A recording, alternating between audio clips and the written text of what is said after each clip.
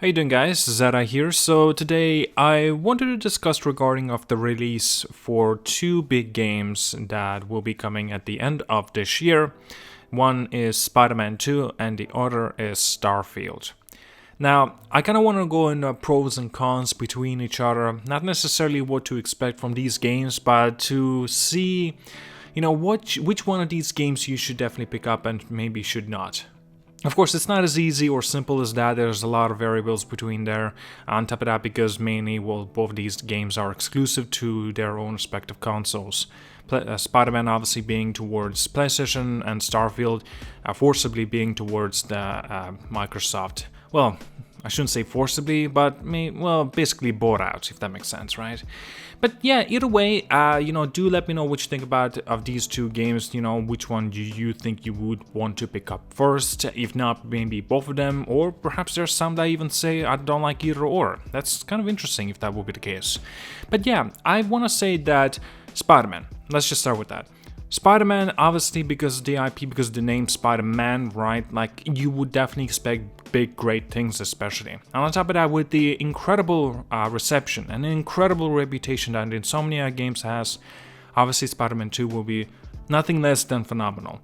And yeah, you can expect big things from it. And I think that since it is a sequel, this means that it even has a greater possibility or chance being even greater than it was initially back in 2018. And as such, first release of Spider-Man, Marvel Spider-Man from Insomniac was in 2018. It released, I think it was in September. And then we finally got another Spider-Man game, but this time was Miles Morales, and that came on a PlayStation 5, and that was in 2020. It was I think it was November. And you see, 2 years. That's incredible how much time they actually need to make these phenomenal big giant games in 2 short years.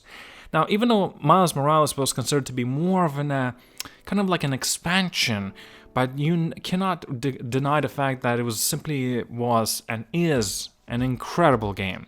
Now, 3 years, mind you, has been since the release of Miles Morales.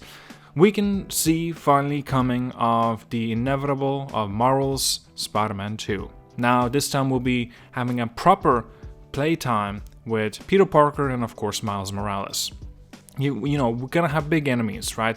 It's gonna have Venom, right? The biggest expectations for it is gonna be checking out Venom and the fighting and stuff like that. It's genuinely gonna be very, very exciting.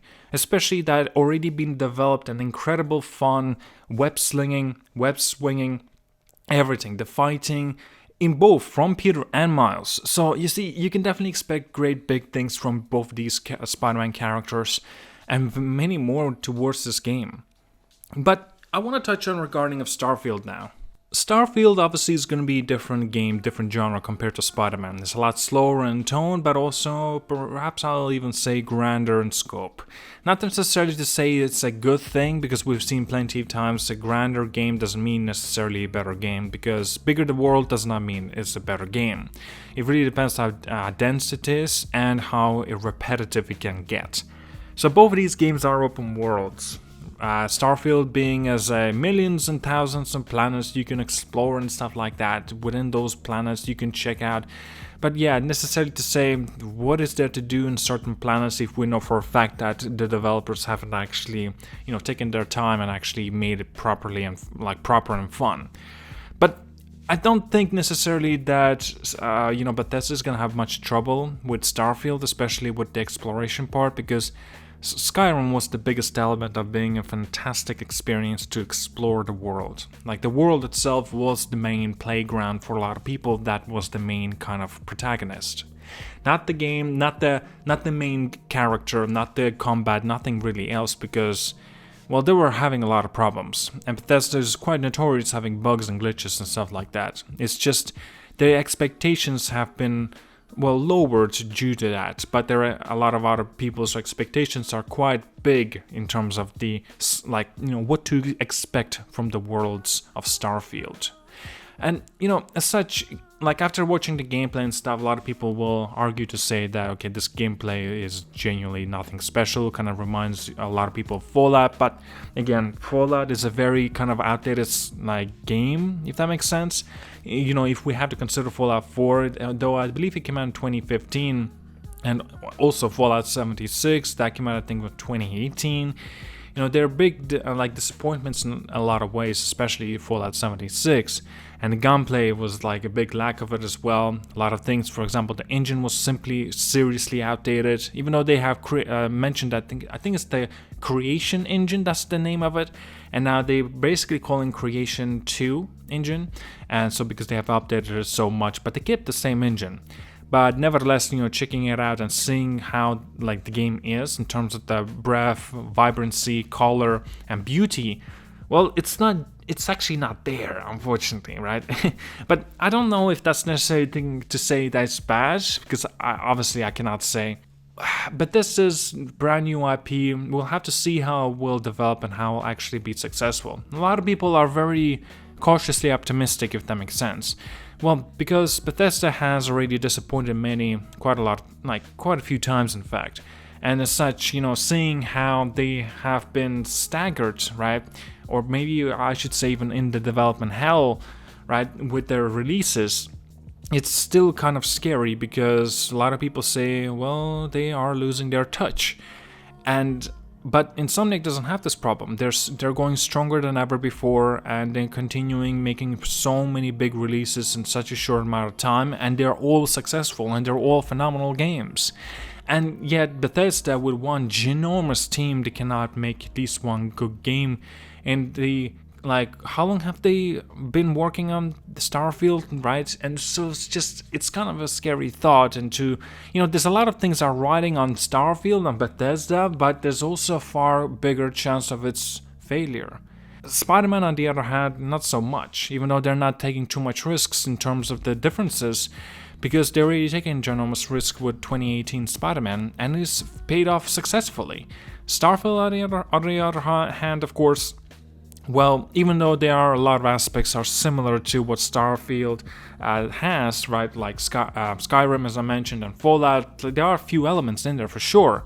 There are new things within there as well, right? For example, the ship flying, the combat within that.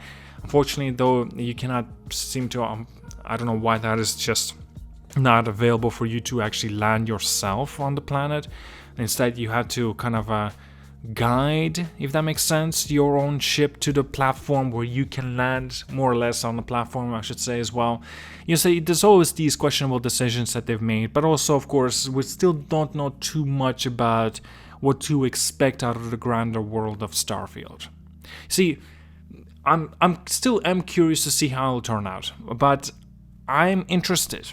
But again, I'm very cautious, man. I'm very cautious. Bethesda already burned out a lot of people more times than I'll have to admit. Microsoft playing a part of here as well, since they're basically kind of restricted the release for the PlayStation as well. That's just like, okay, what the hell? But again, that doesn't really have to do anything really in terms of the comparison between PlayStation's Spider-Man and Starfield, so of Xbox basically.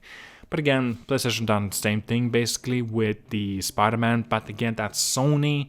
Yeah, there's so many things that you can discuss and also compare, and it just doesn't make sense to say which one is better, which one is worse, what to expect out of both of these games, and which inevitably will be on a higher scale rating and stuff like that.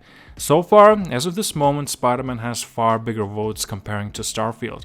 But Starfield, because of Bethesda, well, that's got writing on that as well. So I'm not gonna say as if Starfield doesn't have anything going for it because that's just not true. Starfield has got big shoes to fill, and it seems like it can actually fill those shoes. Like I said, we'll have to wait. Alright guys, this is all I've really wanted to mention regarding these two big games coming out, and actually kind of surprising the way there's a possibility that both these games coming out in September.